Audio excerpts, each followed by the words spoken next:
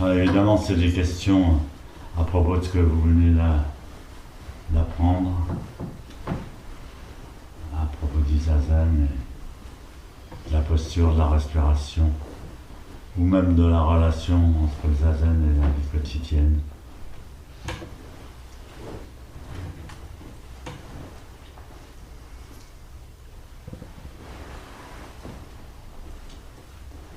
Vous levez juste la main.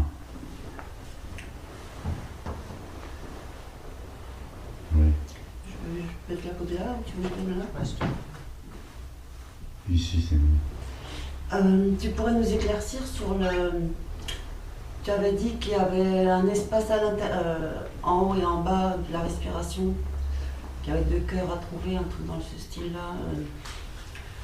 Quand la respiration elle est circulaire et qu'on peut faire une apnée naturellement. J'étais bourré, non? Non, non, pas du tout. Même pas, je crois pas. Tu disais que quand la respiration... Non, il y a deux points importants. Mais ça fait appel à mes souvenirs de mon école de médecine chinoise. Et comme j'ai plus beaucoup de mémoire, c'est un peu difficile. Mais il y a plusieurs méridiens. Il y a des méridiens tout au long des bras, du tronc, des jambes, du dos. Mais le méridien le plus important, c'est celui qui est autour de la colonne vertébrale et de la tête. Et donc, et parmi ces méridiens, il y en a un qui s'appelle le Strong Mai, vous voyez mon super mémoire, et qui passe du sommet du crâne où il y a la fontanelle, cette fontanelle qui s'ouvre chez les bébés, elle est plus ou moins ouverte. Et il y a un autre point qui se trouve entre le sexe et l'anus, qui s'appelle, en français on appelle ça le périnée, je crois. Et en chinois c'est le point Wu Yin, le point de la vie et de la mort. Pourquoi? Parce que c'est un point de contrôle de l'éjaculation, surtout chez les garçons. Et en général on parle tout le temps des garçons, on parle pas peu des filles. Et donc c'est un point qui sert à maîtriser la sexualité. C'est-à-dire qu'au lieu que l'énergie s'échappe dans le plaisir, elle est recyclée et on la fait tourner autour de ce point-là jusqu'au coccyx, jusqu'au rein, jusqu'au point là dont j'avais parlé, la bosse de bison, là, qui est un point très important, jusqu'à la nuque, jusqu'à La fontanelle. la fontanelle. Voilà. Et alors à la fontanelle, on le laisse descendre. C'est-à-dire, pour monter, il faut faire un effort. Pour descendre, on laisse descendre naturellement. Donc c'est un exercice. J'ai eu un professeur de Tao et il faisait faire cet exercice à son fils dès le plus jeune âge. C'est un exercice qu'on peut faire pour la santé. Voilà. Et donc en zazen, c'est important parce qu'il y a le fondement de l'assise se passe sur ce point, sur le périnée, et la conscience sur le 7e chakra. Voilà. J'ai une question sur Kinine, parce que moi j'ai pas une respiration très, très ample pour l'expiration. Donc pour avancer lentement, hein, est-ce que je peux faire 2 expirations? Comment ça se passe? C'est-à-dire, oui. voilà, si je veux pas trop forcer. Oui.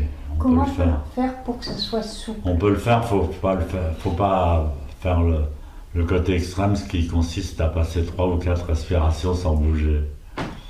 Mais disons on peut le gérer au niveau justement de l'énergie plus ou moins haute, parce que on sent l'énergie. Et quand on expire,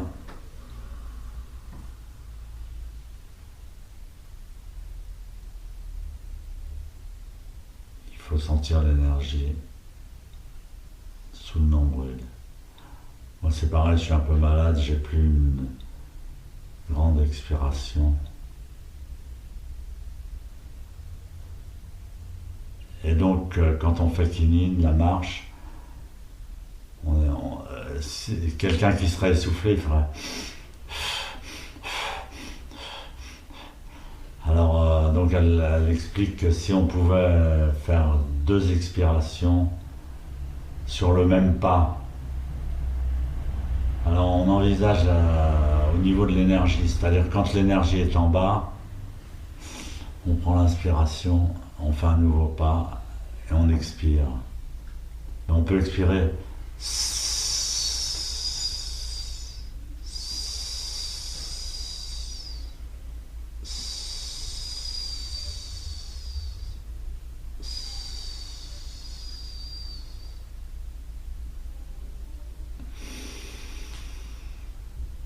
voilà.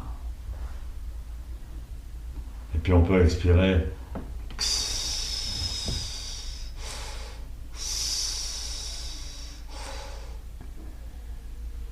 peut s'arranger quoi.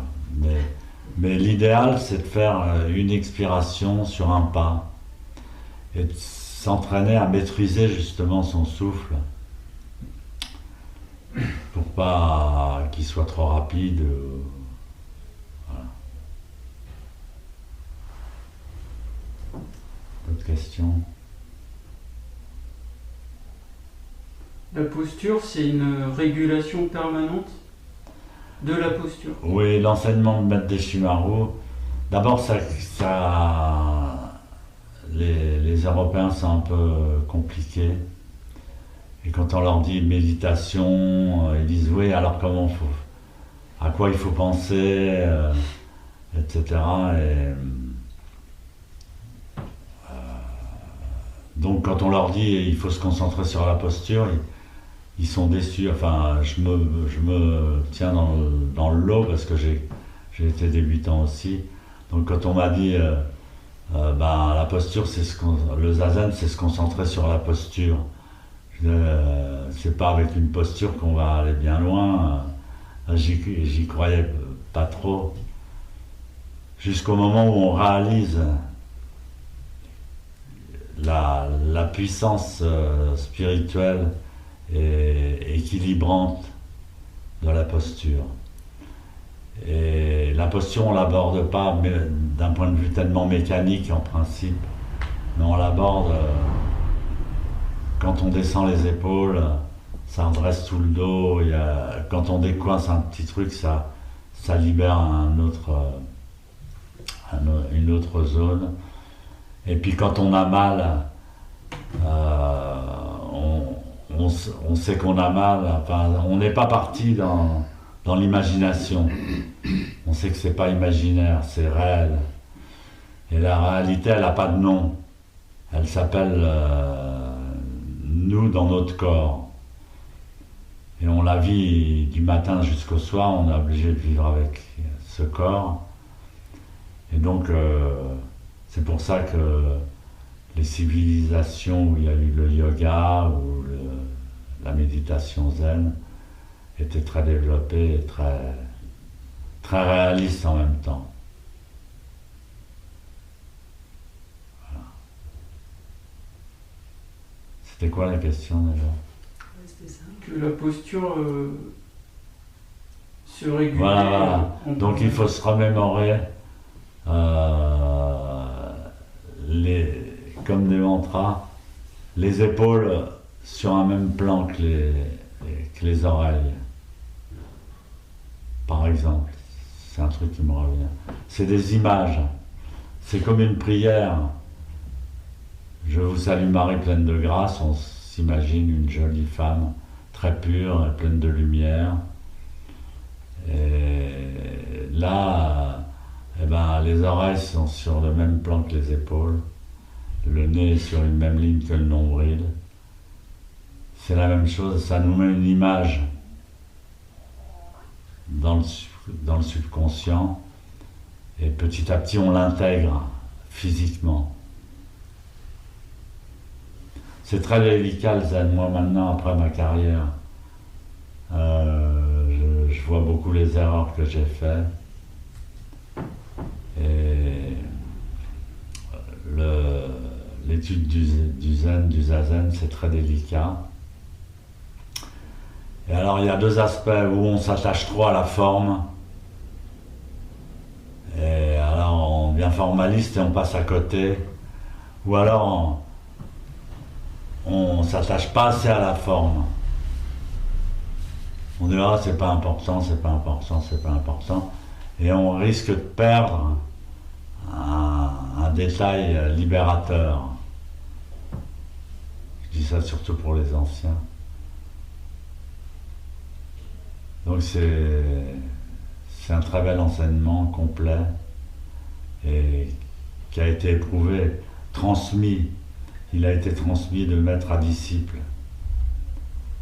La transmission, c'est de pratiquer côte à côte pendant 10 ans, 20 ans, pendant un certain temps, et recevoir l'enseignement qu'on a reçu de son maître. Et l'enseignement qu'on a reçu de son maître, bah, c'est le menton, rentrer le menton, les épaules, les oreilles, le nez, le nombril. Pousser sur le point Yin de la vie et de la mort. Pousser le ciel avec la tête. Pousser la terre avec les genoux. Tout ça, c'est important. Par exemple, pour régler la bascule du bassin, c'est pas seulement une question de bassin, c'est aussi une question de genoux. C'est très important de pousser fortement le sol avec les genoux. Et donc on a un trépied genou, périnée. Donc il y a deux genoux et un périnée, ça fait un trépied. Et sur ce trépied, on s'équilibre, on se règle. Une autre question?